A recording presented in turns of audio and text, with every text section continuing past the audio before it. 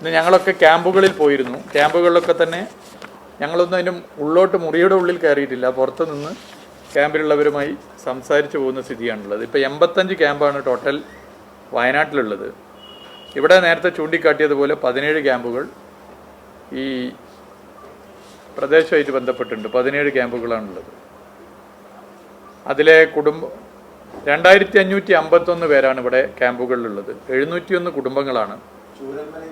അതെ, ചൂരൽമലയായിട്ട് ബന്ധപ്പെട്ട് 17 ക്യാമ്പുകൾ, 701 കുടുംബങ്ങൾ, 2551 അംഗങ്ങൾ, 943 പേർ അതിൽ പുരുഷന്മാരാണ്, 981 പേർ സ്ത്രീകളാണ്, 627 കുട്ടികളാണ്. അവിടെ ക്യാമ്പുകളൊക്കെ വളരെ സിസ്റ്റമാറ്റിക് ആയിട്ടാണ് നടക്കുന്നത്. എല്ലാ നിലയിലും ക്യാമ്പുകളിൽ കാര്യങ്ങൾ നടക്കുന്നുണ്ട്. ഞങ്ങൾ പല ഘട്ടങ്ങളിൽ പല സമയത്താണ് പോയത്. ഉച്ചഭക്ഷണ സമയത്ത് മാറി നിന്ന് നോക്കിയപ്പോൾ ഭക്ഷണം കൊടുക്കുന്നതൊക്കെ വളരെ സിസ്റ്റമാറ്റിക് ആയിട്ടാണ്. പല കാര്യങ്ങളും പരിശോധിച്ചപ്പോൾ അതൊക്കെ നല്ല നിലയിൽ പോകുന്നുണ്ട്. മറ്റ് കാര്യങ്ങളും ശ്രദ്ധിക്കുന്നുണ്ട്. പൊതുവെ ഉയർന്നു വന്ന കാര്യങ്ങളിൽ നിന്ന് ഈ ഭക്ഷണം കൊടുക്കുന്ന കാര്യത്തിൽ രക്ഷാദൗത്യത്തിൽ ഏർപ്പെടുന്നവർക്ക് നല്ല ക്വാളിറ്റി ഉറപ്പുവരുത്തുന്ന ഭക്ഷണമാണ് കൊടുക്കുന്നത്. ഭക്ഷ്യവകുപ്പിൻ്റെ പ്രത്യേക ടീം അത് പരിശോധിക്കുന്നുണ്ട്. ഹോട്ടൽ അസോസിയേഷനാണ് അതിൻ്റെ കാര്യങ്ങൾ ചെയ്തു പോകുന്നത്. ഓരോ സോണിലും ഇത്ര വളണ്ടിയേഴ്സ് എന്ന് കണക്കാക്കി അതിനേക്കാൾ കൂടുതൽ ഭക്ഷണമാണ് കൊടുക്കുന്നത്. ജില്ലാ കലക്ടർ നേരത്തെ തന്നെ ഇങ്ങനെ പുറത്തുനിന്നുള്ള ഭക്ഷണം ആവശ്യമില്ല എന്നുള്ള അറിയിപ്പ് നൽകിയിരുന്നു.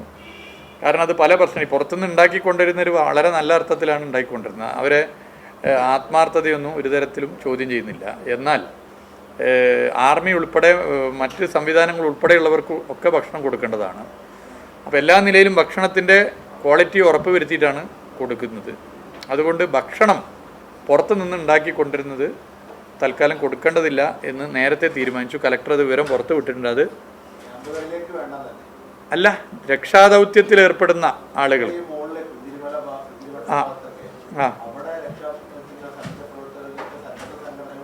അല്ല, അതാ ഞാൻ പറയുന്നത്. അല്ല, അത് ആരാണ് പറഞ്ഞത് ഇങ്ങനെ കൊടുക്കുന്നില്ല കിട്ടുന്നില്ല എന്നുള്ള വിവരം വന്ന് ആ ഫോൺ നമ്പർ ശേഖരിച്ച് വിളിച്ചു നോക്കുമ്പോൾ ആർക്കും പരാതിയില്ല.